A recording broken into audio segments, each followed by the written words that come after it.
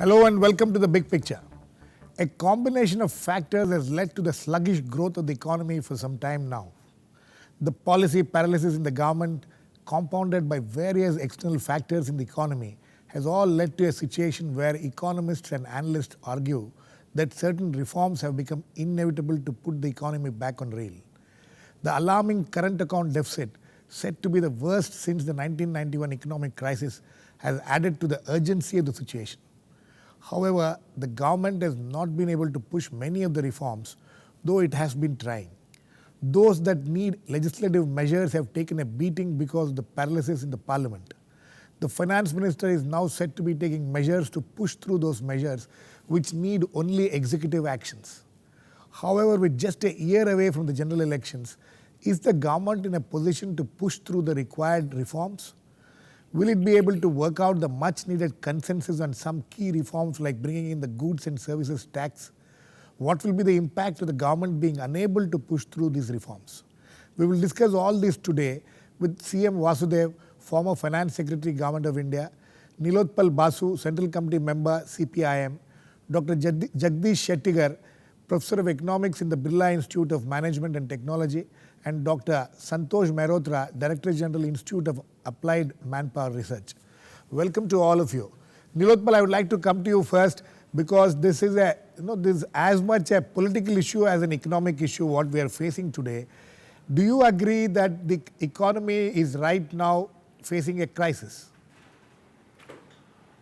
I wouldn't say it's a crisis, but definitely there are a lot of worrisome aspects to the Indian economy, and the problem is that the decision makers are not understanding that after the financial meltdown at the global level in 2008 and the subsequent recession, which refuses to go away, the impact, the Indian decision makers are beating on the same track, and they are actually taking recourse to the so-called reforms which are in fact compounding the problems for the Indian economy. Sir, Mr. Vasudev, do you agree with Nilotpal that certain measures which are being taken is actually working against the Indian economy? First, sir, before that I would like you to, the same question which I asked Nilotpal, do you think there is a crisis? Certainly, I think it is a crisis-like situation that you have major problems on the economy, or macroeconomic fundamentals have become very weak. The environment for investment is almost non-existent, whether it is domestic or foreign investment. And there are inefficiencies in the system in various areas, whether it is subsidy or whether it is energy pricing and things of that type. So ultimately, what does reform mean?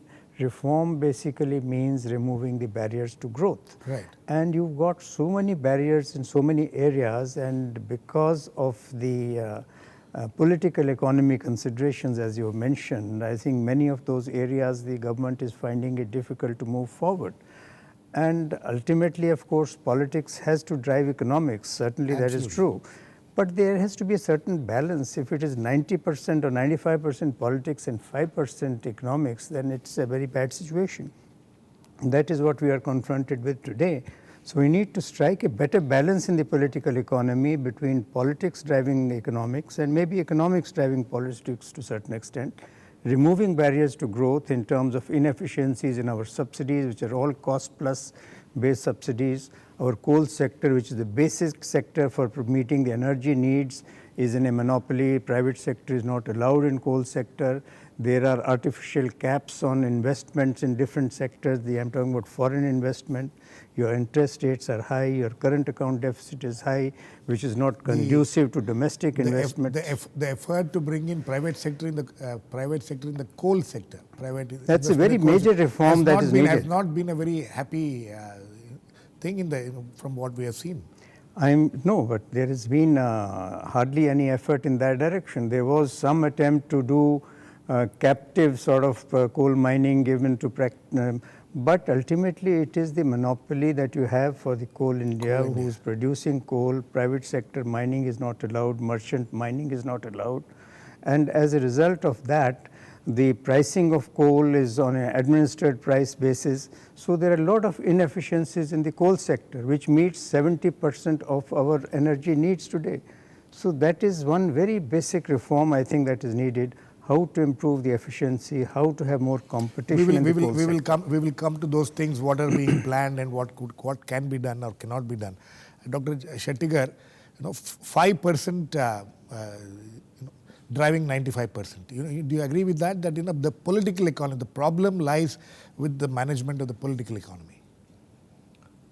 Definitely. Because the kind of problems which the government faces in the parliament, some of these measures which should have been probably brought in at least in 2 sessions back, they just don't seem to see the light of the day because the paralysis which the parliament finds itself in.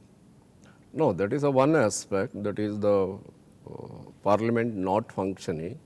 There the ruling party should have tried for the consensus, or they should have developed dialogue with the opposition. That is a different issue. But as far as coming to the impact on the economy, though the crisis is not as serious as 1991, we are definitely moving in that direction. If the trend continues, definitely we will face the same situation. But coming back to the factors, now as far as the reforms is concerned, we cannot expect the government to initiate the economic reforms during the last year of the term, which is not only here, it is the world over, it is a practice. The last year of the election, no government initiates any economic reforms. Whatever the opportunity government had, it has failed to utilize that. Now we cannot expect that. But the minimum which is expected is the governance. Apart from the policy paralysis, there is also the governance deficit. Now that is because of the prevailing, what you call the situation where there is a lack of trust, the various scam after the scam, that there is a totally what you call the lack of faith in the system. That ultimately resulted in the what you call the governance deficit, which probably Vasudev may be in a position to narrate whether he would like to or not, because normally I know that, and whenever there is uncertainty, bureaucracy doesn't cooperate. They may not do it openly, formally, but informally, definitely the bureaucracy would not like to take a risk of cooperating with the incumbent government whenever there is a political uncertainty, which is because of the various controversies. So there is a total, but within that, still the government could have done something.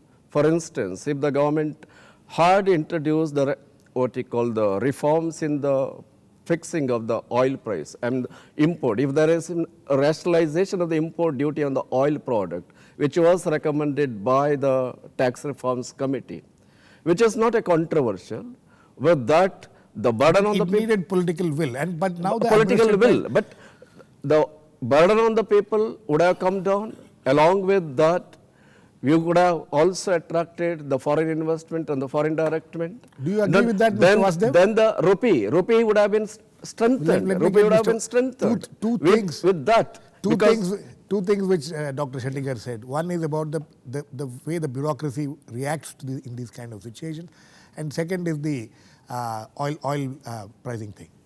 I think certainly he is quite right that there is that degree of risk-taking capacity in any system, because every decision has a risk, whether it is right or wrong.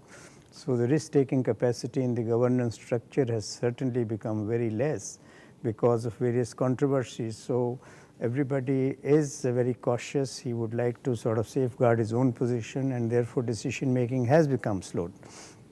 The other point, I think, on the petroleum sector that he's mentioning also is quite right, that we have tried to, I think that is a good area in which the government has done some good reform by trying to dismantle the administered price mechanism.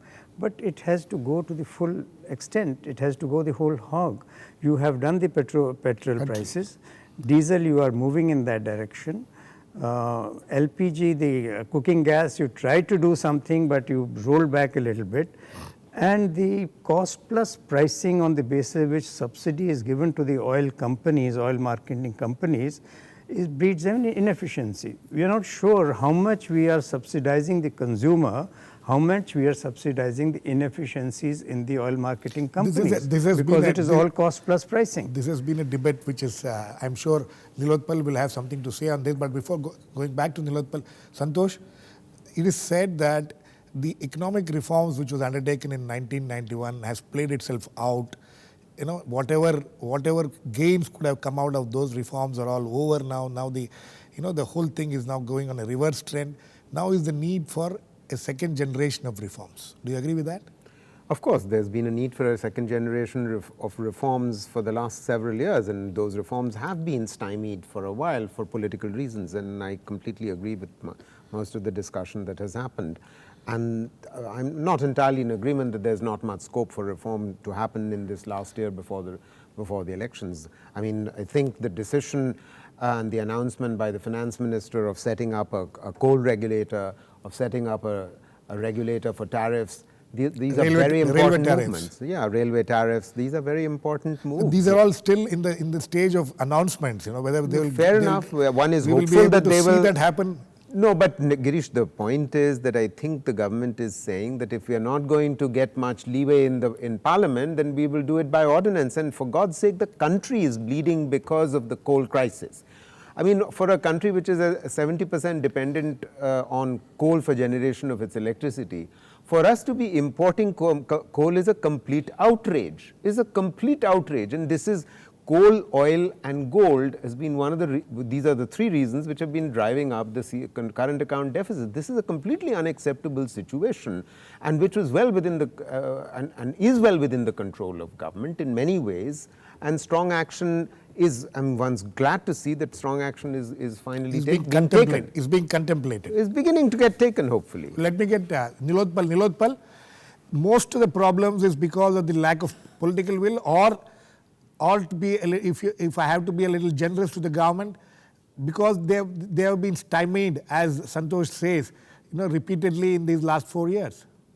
I'm afraid, Girish, that I do not agree with the perception of all my co-panelists. First of all, I was a little bit amused by what Mr. Vasudev had to say about this artificial segregation between politics and economics. Actually, he was pitching for very brazen neoliberal policies, and politics is at its heart. I mean, what is this reform all about? It is for benefiting a very small, minuscule section of the Indian society. Now, empirical data has come which shows that as and how growth has happened in the Indian economy, so has inequality and poverty grown. So, I mean, this single-minded obsession with growth and to term that is the thing for economic reforms is absolutely anti-people. Nilotpal,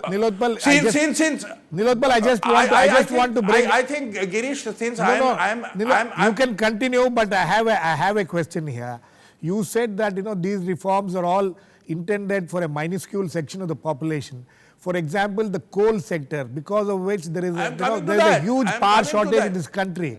Who did not benefit a large section of people. Exactly. No, I do not agree, because you see the whole priorities are turned upside down. For example, Mr. Vasudev does not talk about this year's budget, where almost a quarter to 6 lakh crores have been foregone as taxes. Now, this is not considered as subsidy to the rich and the super rich, but you are targeting, for example, the oil sector or the coal sector. Now, what is the reality of the oil sector pricing? Now, we have 3 times tax collected by the government. Revenue from hydrocarbon sector is continuously going up, and part of the taxes you collect, you are giving as subsidy, and you are saying that also has to be removed. Now you see the comparative prices of the petroleum products in other countries. What is the situation? This is a natural resource. It's an asset which belongs to the people as a whole. Nilotpal, And one they second. are talking of utilizing those resources for making the profits of the super Nilotpal, rich. Nilotpal, let me get unilaterally Santosh. increasing the energy prices without any relation whatsoever with the cost of production. One You second, saw Nilotpal, what happened, what fiasco was. Nilotpal, one second, let private Santosh private control wants of the to coal react. mines. Santosh wants to react. Yes, Santosh. Just 2 points, very simple. A monopoly, whether it is in the public sector or it's in the private sector, is going to be inefficient. And the Coal India monopoly has proved itself more grossly inefficient than one can even begin to imagine, because the situation is completely unacceptable for the poor and for the country as a whole. I mean, the fact that we are continuing to import and we are producing poor quality coal, Coal India doesn't even wash the coal that it produces, is creating a crisis in its relationship with another public sector undertaking, NTPC. You know, this situation has to be resolved. We cannot be fuzzy-headed about these things. Point 2. Mr. Basu, with all due respect, taxes foregone. We keep hearing this number that is that's put out by the government. We all know that some half. Can I just finish, sir? I didn't interrupt you. Let him finish. With all due respect, sir, I did not interrupt you, and I would expect the same courtesy being played to me.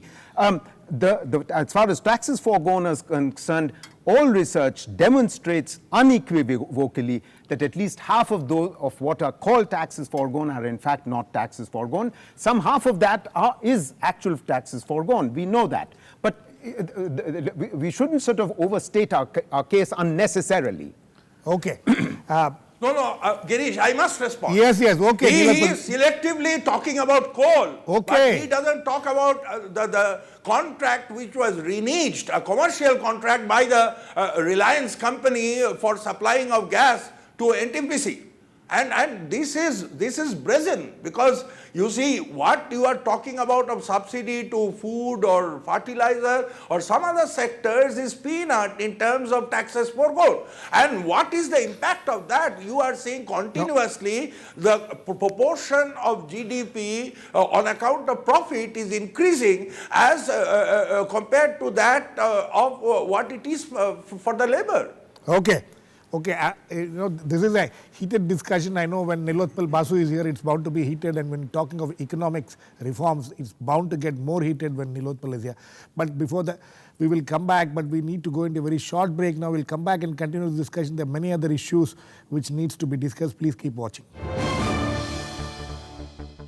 Welcome back.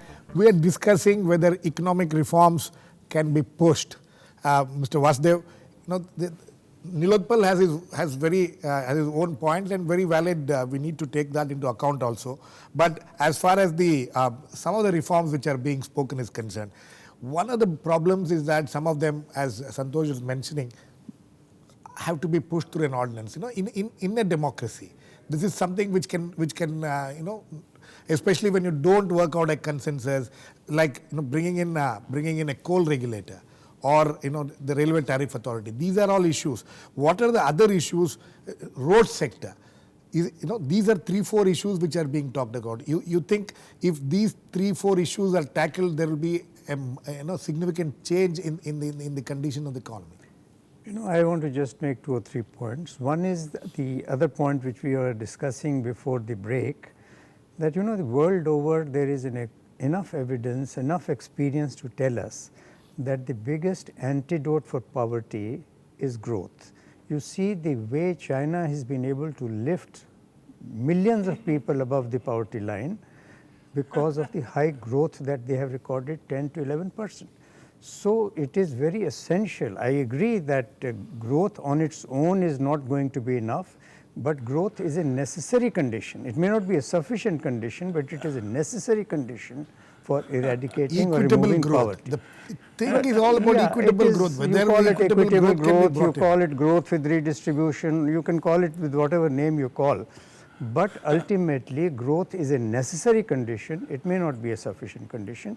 And therefore, if government is mopping up taxes, a high percentage of the savings in the economy via taxes, or even borrowing from the market to plug its fiscal deficit, there is a good reason to ask whether those savings are being efficiently used or not.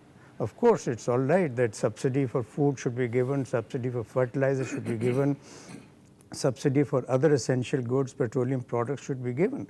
But the question that needs to be asked and answered is the subsidy transparent? Is it efficient? Is it well directed? The point is that we do not know in the case of fertilizer subsidy whether we are subsidizing the farmer or we are subsidizing inefficiencies in the manufacturing. This We debate do not has know- gone on in this we country do not for know in the more case than of 20, food. In the 25 case of years. food, no. But you have to. But no, there seems to be no answer to no, it. there are clear These answers. questions have been It's asked not, for the last it's 25 not as years. if there are no answers. Food subsidy, we don't know how much subsidy is being given to the consumer of the food and how much is being used to subsidize inefficiencies of Food Corporation of India. We do not know. So there Or is line the pockets of traders. yeah, same thing on petroleum. So the point is that Transporters. when government through its tax regime is mopping up a large portion of the savings in the economy, then it is its bounden duty to see that those tax savings are productively and efficiently used. And all these questions and reforms fall in that domain. Now you talked about infrastructure, coal and these tariff authority for rail and all. I would not say that that is a solution to the problem that we are facing today. You need a regulatory authority where there is competition, because it is a regulatory authority is to see that there is no abuse of market forces. There That is a fair competition. There is a purpose of a regulator is to see that there is no abuse of market forces. But if you continue to have a monopoly in railways and coal, I don't know, I don't understand what a regulatory authority is going to do if you got a single player. Okay. So before you have a regulatory authority, you must have competition. You say you have to so open it that up. your regulator can oversee and see that there is no misuse or abuse of the market force. I am sure Nilotpal doesn't agree with that. But let me get, yes. Just last one point. You talked about road sector and all. Certainly, that is important, and connected with that is your land acquisition, road sector and urbanization. What we are not able to put together a policy for acquisition of land for public use. Land acquisition bill is still pending, and it is still but not. That's a very major reform that is needed. Absolutely, Very major reform that is needed. needed. The political consensus on at least basic issues, some of these important issues. Do you think it will ever be worked out? Do you think you belong to a certain political party? Why is that political consensus? I can imagine Nilotpal Basu and his party not agreeing to many of these things, but the BJP at least and the Congress on several major issues, they don't have too many differences. But why is this consensus eluding? No, before commenting that, let me make it very clear that now formally I am not associated with any political party. Though I don't know whether it's good news or bad news. No, that wait for some time. Okay, will come that. Now, right now, I am an independent. Okay. But you can comment on this. No, definitely I agree that there should be on the certain issues, especially which is affecting the common man, like the land acquisition bill which you mentioned, because all these days we have been depending on the old, that is 1894. The British Act, which was helping the industry. But now that the government tried to define what is the public goods, and when the government can, that is a concerned state government can come to the help of the so-called, the corporate unit. That is only after they are being successful in purchasing 80% of the land. So this is in the interest of the farmers. So at least in this, the issues like this, there should have been all the political parties should have come forward to support, irrespective of whichever the party that may be in the power. There should have, when it comes to the people's interest, there shouldn't have been any scope for the politics. Now coming back to the issue of that is you raised that the equity-based growth with equity, or Nilotpal Basu's concern about the poor man. Yes. I fully appreciate his concern for the poor people. But the reality is that whether the so-called, as Mr. Vasudev pointed out, whether some of these, the schemes benefit is going to the really poor people. For instance, the food subsidy. The poorest of the poor people, they cannot have the access to the PDS system. That is PDS why. system. That is why I'm sure Nilotpal would say that make it a universal system and not targeted. These discussions. Then another issue when it comes to the helping the poor people. I think we should take care of the basic amenities like healthcare or the primary education, or. Where from you raise the resources? Mr. Vasudev, you wanted to respond. No, I just don't know, not on this point, and on the other issue of land acquisition. I think a point which needs to be appreciated by everybody is that as the economic profile of our economy is changing, we now have only 18% share of agriculture in the GDP. So the pattern of land use has to change and has to conform to the changing structure of our GDP, and therefore the government has to have means and policies which will ensure that the land use pattern changes with the needs of the changing economy, which is not happening. Okay, Santosh, we are running out of time. You think that these reforms which we have read about and which is being contemplated, if they are pushed in the next 3 months or so, the finance minister is supposed to be talking of a 60-day period. How realistic is this hope of the finance minister?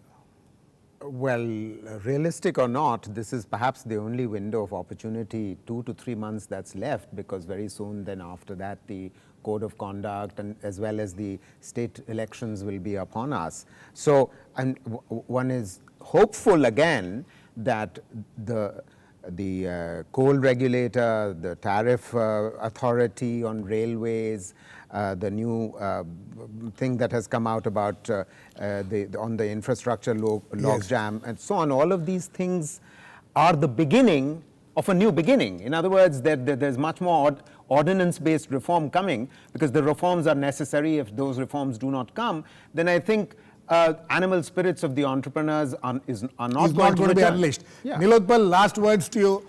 If the animal spirits has to be unleashed, these reforms have to come. And do you think, as a man from one of the major political parties in the parliament, do you think this is a reasonable expectation that in the next few months, in this last year before the elections, these reforms can be pushed through? You see, animal spirits of the entrepreneurs is a very dicey idea, because one has to find out whether it devours up the human beings around them.